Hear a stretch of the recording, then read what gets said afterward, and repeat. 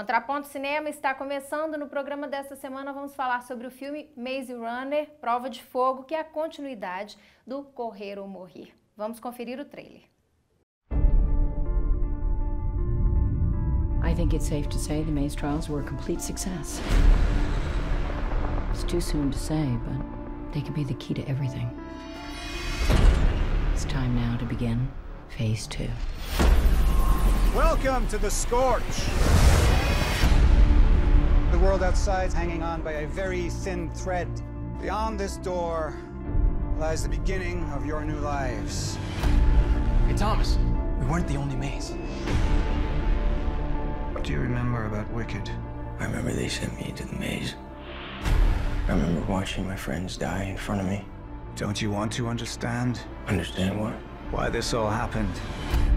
I just need to know. Whose side are you on? They're hiding something. Come on, you don't know that. They lied to us. We never escaped. It's all just been part of their plan. What do they want from us? Thomas! The maze is one thing. The two kids wouldn't last one day out in the Scorch.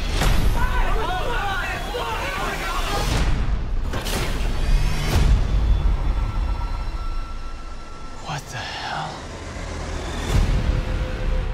The course of your lives will determine the course of humanity. Into light or darkness.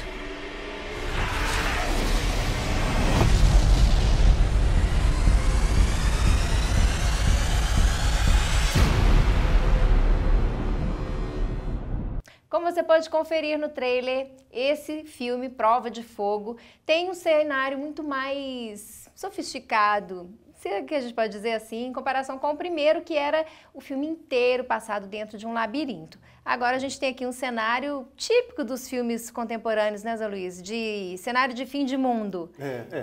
Eu acho que isso é interessante, né? A gente já teve a oportunidade de comentar em outros programas como que a gente tem cada vez mais distopias, né?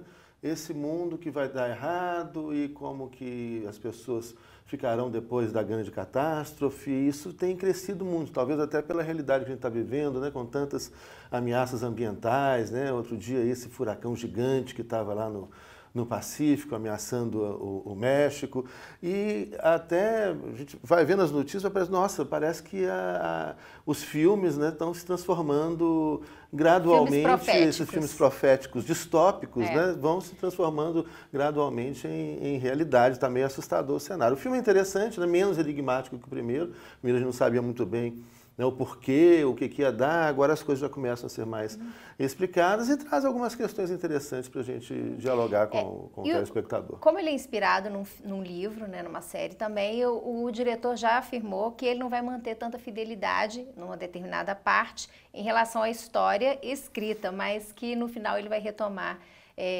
com maior fidelidade ao livro. Agora, as pessoas que acompanham, que gostam desse tipo de narrativa, se dividiram, né? O filme tem muito mais assim de ação, uma coisa que remete um pouco àqueles filmes de zumbis, né? Mas eu acho que a gente dá para pensar em algumas coisas a partir desse filme. A primeira coisa, eu acho que é a questão da realidade, né? Como ele joga o tempo inteiro com essa ideia de não saber de que a todo momento pode haver uma reversão com relação àquilo que se acredita que é o real. Né? Então os meninos estão, e esse cenário que é muito pouco comum de filmes de fim de mundo, né? Uma cidade arrasada, um cenário urbano de completa destruição e um espaço com uma altíssima tecnologia, mas que é para poucos, né? O espaço onde há a possibilidade ainda de dar continuidade à vida e sempre essa narrativa da necessidade de proteger o que vai gerar um repovoamento, vamos dizer assim, da Terra. Eu acho que né? aí tem, então, um outro ponto de discussão também que é central nesse momento que a gente está vivendo, né, no planeta. O primeiro, essa coisa distópica, essa ameaça do fim do mundo, que as coisas vão acabar, que não tem futuro esse modelo de sociedade, de economia. E o outro lado é a questão da segurança. Né? Segurança é uma palavra recorrente nos nossos tempos. A gente pode dizer, talvez, até que a segurança é uma palavra-chave para toda a modernidade, para esses últimos 500 anos, mas agora é uma palavra muito presente. E ali tem essa questão, quer dizer, eles saem de um labirinto, são socorridos, são salvos e levados para um lugar seguro. né? E aí, de repente, esse lugar muito seguro, né, começa a se revelar para algumas pessoas que têm coragem de buscar algo mais, né? Acho que isso é muito importante para a gente pensar, né? Será que a gente não pode chamar a palavra segurança de o nome fantasia da conservação? Pois é, porque eu acho que isso, as pessoas muitas vezes estão achando que a segurança delas, ou que elas estão seguras em determinados locais, em determinado tipo de sociedade, muito policiada, muito controlada, né, que é o lugar que eles vão, e de repente eles vão vendo que esse espaço que é colocado como um espaço seguro encobre algo muito perverso, algo muito ruim. Né? E que talvez isso sirva, uma reflexão talvez sirva para a nossa sociedade. Essa sociedade, ou alguns aspectos dessa sociedade, né? Como mais segurança, mais polícia, mais controle, mais câmera, encobre, na verdade, outros objetivos, outros interesses que são interesses, muitas vezes, ruins para a grande parte das pessoas, né? O que trazem insegurança para a grande parte das pessoas. Né?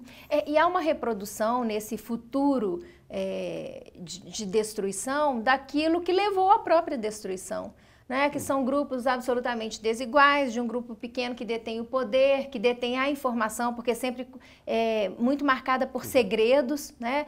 E aqueles sujeitos que eles não têm outra escolha, aparentemente, a não ser obedecer e se adequar às condições que são postas, né? E há sempre um discurso, uma promessa de um lugar melhor, e aqueles que se comportarem, aqueles que merecerem, serão escolhidos para irem para esse lugar melhor, né? E isso também já foi narrativa de outras histórias. De outros filmes, e mais uma vez é algo muito presente, né? Essa coisa, essa promessa, olha, tem um lugar legal onde você vai chegar, onde você vai ter mais segurança e etc. E aí há um preço a ser pago, né? Há um sacrifício que tem que ser feito. E eu acho que é uma pergunta que o filme também nos induz a fazer para a sociedade que a gente vive. É uma pergunta que, quando a gente está falando em segurança, em mais segurança, quando a gente está falando em sacrifícios para chegar num lugar melhor, então agora é necessário a gente fazer algum sacrifício, é necessário passar por algumas dificuldades, mas a gente vai chegar num momento melhor. A pergunta que tem que ser feita, qual é? Essa segurança é para quem? Esse sacrifício é de quem? Para garantir a segurança de quem? Por isso que eu chamei de conservação, né? Ou seja, quem está numa condição favorável para conservá-la, usa do discurso da segurança. E uma outra palavrinha que está presente também e que é hoje utilizada como forma de manipulação ou de obtenção de determinados comportamentos é o medo, né? Então é a presença do medo como mecanismo de controle.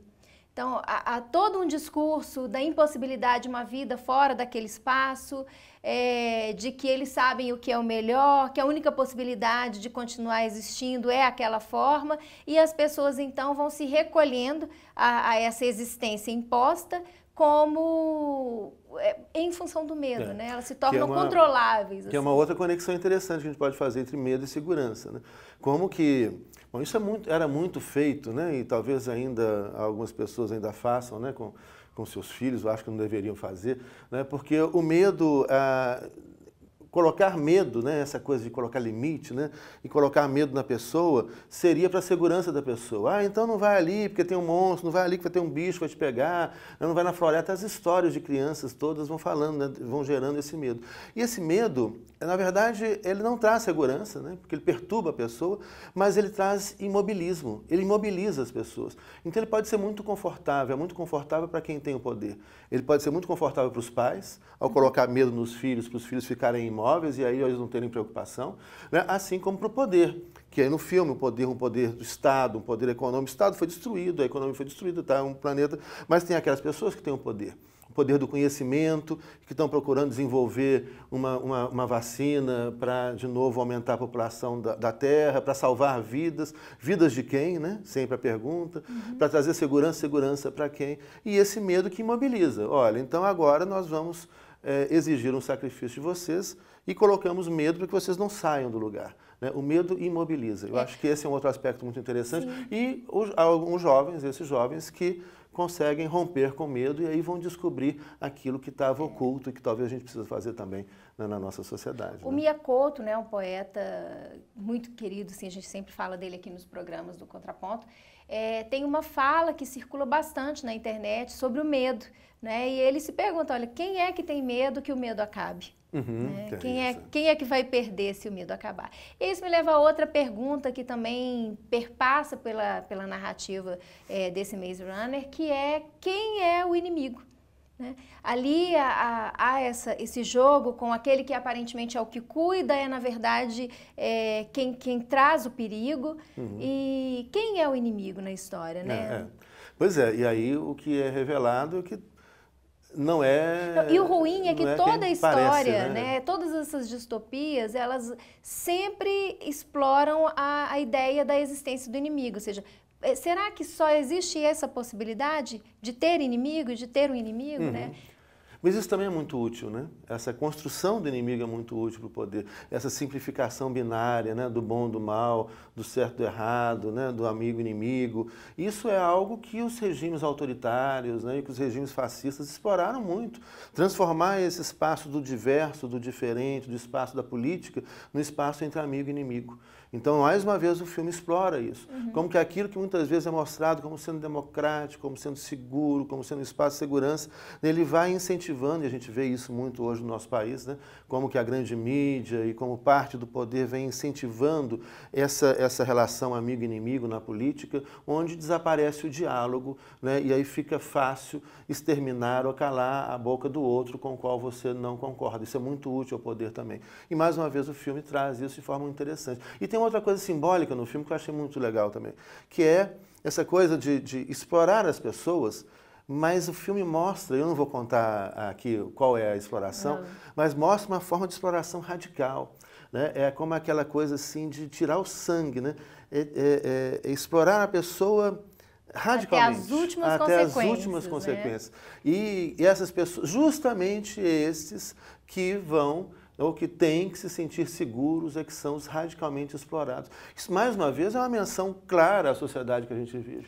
Né? Como você tem muitas pessoas, né, pessoas que são exploradas radicalmente, que tiram dessas pessoas até a sua última gota de suor, né, seu último líquido, que vai tirando o seu trabalho, que vai tirando a paz dessas pessoas, e essas pessoas, interessantemente, vão caindo na conversa conservadora de manter o sistema que as explora, de manter o sistema que tira, que suga até o último líquido do seu corpo.